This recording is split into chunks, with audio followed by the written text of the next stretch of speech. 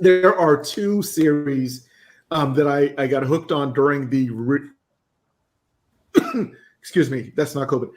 During the whole shutdown of COVID. But then we didn't go to the movies with you. I'm still going to see Shang-Chi again and again. They're going to have to drag me out of the theater, literally. So we're going to keep, I think, 3 seats between us, Julian. I'll be turning back like, what do you think? Logan, what do you think? Just text us. Just text us. Yeah, text me. Well, on Netflix, during the big shutdown where nobody was going anywhere and you had to find good content, I really got hooked into these crime drama foreign series, one of which was Money Heist. And what's funny is I was watching Money Heist and I started posting on Facebook, has anybody seen Money Heist? And everybody started chiming in. Oh, I love that show. And it's a ridiculous show. The premise is insane, but it's just so engaging. And there's another one titled Into the Night that I got hooked on. Again, here's the premise, and I probably mentioned this on one of our earlier episodes. Into the Night, it's brilliant because it's stupid. It's brilliant in its idiocy. There's like people getting onto a plane, typical thing, and a military guy kind of looks disheveled, jumps onto the plane, and basically says, "We got to go. We got to take off. We got to take off now." And everybody's like, "Why? What's going on?" He goes, "We got to take off." And he waves his gun around, and all of a sudden there's all this chaos, and then the plane takes off. And he's like, "Go west," and they're like, "Why? What's happening?" He goes, "You go west," and then all of a sudden the news starts showing all these deaths are happening across the globe, and apparently for some reason they didn't explain it, at least in the first season, that whatever the sun hits just dies. So it's like this, maybe solar flare or radiation, that the sun is just killing everything in its path.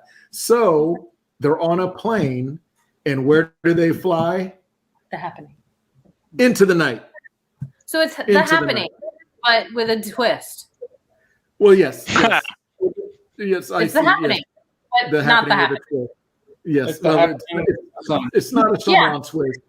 Well, no, the Happening is basically plants trying to kill us. But right, but you had to get away from. You had to go to the more rural areas. You had to get away from the populated areas. You had to move. I mean, it's similar, but with a twist. Well, yeah, right? It's running from nature at the end of the day. But the funny thing is, they have to stay ahead of the sun, so they keep flying west into the night, and that's how the title. So, and again, it's ridiculous, but it was just. Again, I call it, a COVID binge, because you just have to watch it when you can't literally do anything else. And they're coming out with a new season.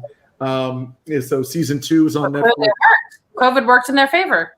Exactly. And again, COVID's been working in a lot of people's favor. Let's not, skate over that. But either way, I will say this, is that those 2 episodes on Netflix have been engaging. I recommend, if you're gonna go on to Netflix, you might want to check them out just to see if there's something that strikes your fancy. And again, watch party.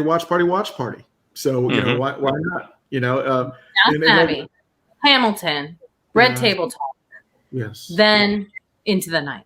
What about F1? Is F1 not rank on that, or is F1 now off the list? One was never on the list. It's gonna be like that. Okay. That's how it is. I watch plenty of Formula One every Sunday morning against my will. She does not watch it. And then he doesn't watch Red Table Talk. He does not watch Formula One. What's there to watch? All the cars do this. Mhm. Is that Yeah. what they do? Well, hey, it's not the this NASCAR, which is this. I was going to say that seems a little more exciting than this. Yes, it's a little more dynamic. Kenny, what's the name of the black British driver that's really been Lewis Hamilton? Yeah. No relation to the musical Hamilton. No. Okay, just making sure. So it's still at the bottom. Real Hamilton's up here. Real Hamilton, not singing Hamilton, not driving Hamilton. Correct. I'm glad you understand this. Right. Well, no, because I've again, I'm not a big Formula One fan, but you got to enjoy what you can enjoy. You sample a little bit of everything. You can enjoy it after Downton Abbey. Listen, you need to do a watch party of Downton Abbey with me. So, where's your commitment? Are you going to drink Earl Grey tea while we're watching? What's that? Are you going to drink Earl Grey tea? Will you drink Earl Grey tea while we're watching? I like some tea and crumpets. Speaking of Earl Grey tea, yes. I want to say at World Market is where I found it, but I think you can get it online. There is a Downton Abbey branded Earl Grey with vanilla tea. It is amazing. Those are my two favorite things. I will take a picture and I will send it. But it was a thing. I literally bought like 8 or 10 tins of it just so that I could like ration it and have it. It's amazing. I want to say it's Republic of Tea who did it. The same people who actually did the 3 Mandalorian teas, which I haven't gotten to try yet, but I want to. I didn't know they had Mandalorian. All the genres. They totally did. They did a total plug-in. They have like I want to say it's an herbal black tea and a green tea, and you can imagine who's on the green tea. Actually, there's more than one. There was more than one. The other one is fine. It's a nice little herbal. You can kind of just drink it and not think about it. But that Earl, yes. Yeah. That one, the Earl Grey with the vanilla. Downton Abbey. It's amazing. It is absolutely worth it. Get it, order it. 2 sugars and just a splash of milk to kind of turn the color, and it is incredible. So traditionally Earl Grey is drank with lemon, not milk. I'm with you. I'm a milk fan, but traditionally lemon. Interesting. I normally like teas just kind of straight as they are. Yeah, same. But I went to a Doctor Who themed. Oh, there's many internet. Man. There are a number of them. Yes, there are many of them. Wow. But yes, I went to a Doctor Who themed tea party one time, and it at like this British tea house in where was it? Ashburn or somewhere out in Western Virginia, which makes no sense, but it was there.